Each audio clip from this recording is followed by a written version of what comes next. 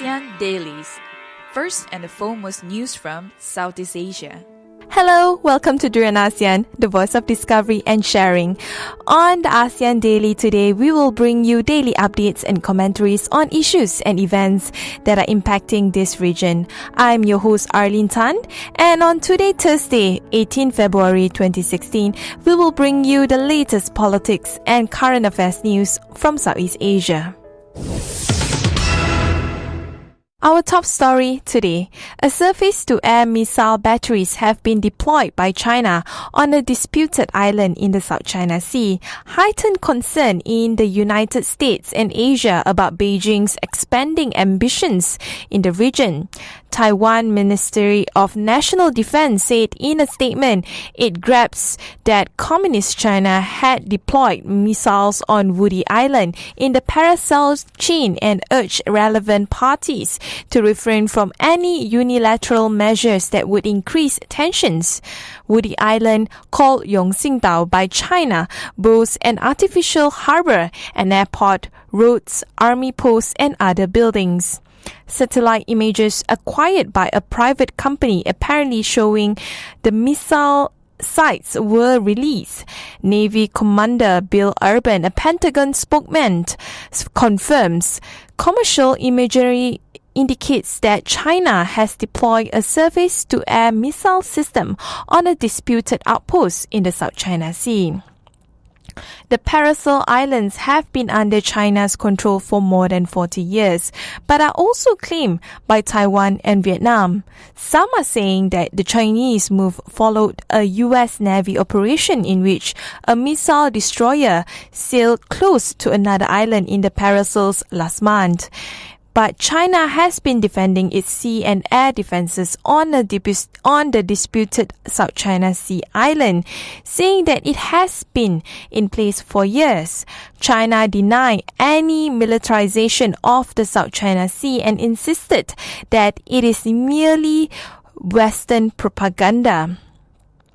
According to China's Foreign Minister Wang Yi, he suggested that these were attempts by certain Western media to create news stories. In fact, China's Ministry of Foreign Affairs spokesman Hong Lei told that the deployment of defense facilities in our own territory is appropriate and reasonable, as it aims at improving China's national defense capabilities and has nothing to do with the so-called militarization.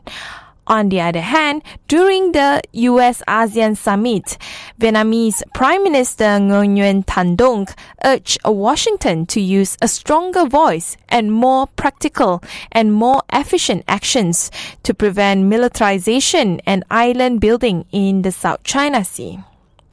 The South China Sea dispute has taken a center stage at the Sunrise Summit.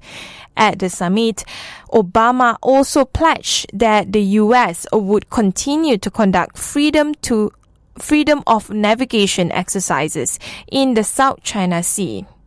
The U.S. has been increasingly vocal against China's aggressions towards the South China Sea. In the past, the U.S. has criticized China's building of artificial islands and facilities in the sea and has sailed warships close to disputed territory to assert the right to freedom of navigation. Interestingly, even the business community are worried at the growing tension of the situation. Alexander Filment, president of the US-ASEAN Business Council, expressed, "What keeps us up at night is one of the big tension areas is the South China Sea." He also added, "We would like as a business community to see those differences and overlapping claims be addressed in a way that is done through discussions rather than military confrontations." Interestingly, over the South China Sea, even Australia is watching the event closely. The Australian Foreign Affairs Minister, Julie Bishop, has signalled she intends to challenge her Chinese counterparts over the land reclamation activities in the South China Sea during a meeting in Beijing. She said China has said in the past that the South China Sea would be quote-unquote public goods. Well, she wishes to know how other countries can access these quote-unquote public goods. Australia maintained an unshakable commitment to freedom of navigation and overflight and believed the disputes should be resolved peacefully without coercion or intimidation. But China has retaliated Australia's challenge. China's Foreign Ministry spokesman Hong Lei said to Australia should not selectively evade the facts, which includes the Philippines, which it has launched its unilateral arbitration case contrary to international law and the previous consensus between the countries. Anyway, let's go to the next news. From the South China Sea, we go all the way to Timor-Leste. Timor-Leste is proceeding with preliminary work at the Sunrise Liquefied Natural Gas or LNG project in the Timor Sea. That separates its southern coast from Australia's northern territory, as the governments of the two countries have yet to agree on their maritime borders on which the stalled development hinges. Since gaining independence in 2002, Timor-Leste has attempted to renegotiate a treaty with Australia on petroleum revenue sharing arrangements.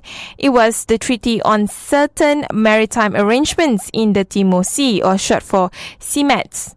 With little progress made on the arbitration, Timor-Leste Development Minister Zanana Gusmao appealed recently to the Australian public to call for fairness and nudge Canberra to hold meaningful talks over the maritime spat.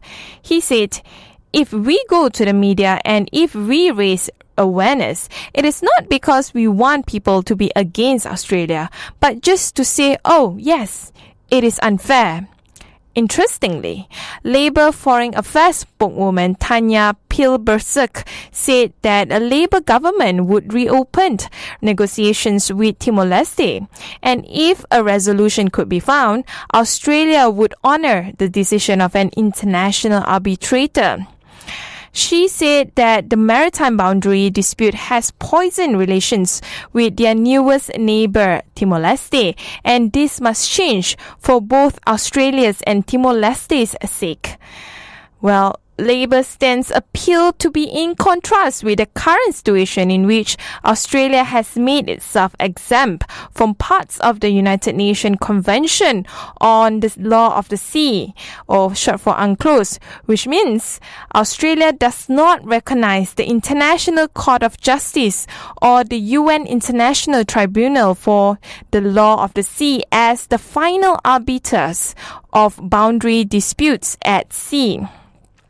Currently, Australia's maritime border extends closer to Timor-Leste, which means also that Australia is claiming a greater share of revenues for the Timor-Leste's oil and gas reserves, and the Timor-Leste government argues that the boundary should be at the midpoint between the two countries. An irony, considering Australia regularly calls on other countries to abide by international law and norms to settle disputes. That's all from our ASEAN Daily today. Thanks for tuning in to Durian ASEAN with me, Arlene Tan. For more updates on Southeast Asia, please go to our website at durianasean.com. If you are on the go, you can always download our TuneIn app on your mobile. Please subscribe to our YouTube channels at Durian ASEAN and Durian ASEAN TV. Don't forget to follow us on our Facebook page, Twitter and Instagram. We always welcome feedback from our listeners. Stay tuned with ASEAN Daily by tomorrow, Friday, same time at 12 to 1 p.m. on GMT Plus 8. Durian ASEAN, the voice of discovery and sharing. You're now listening to Durian ASEAN, the voice of discovery and sharing.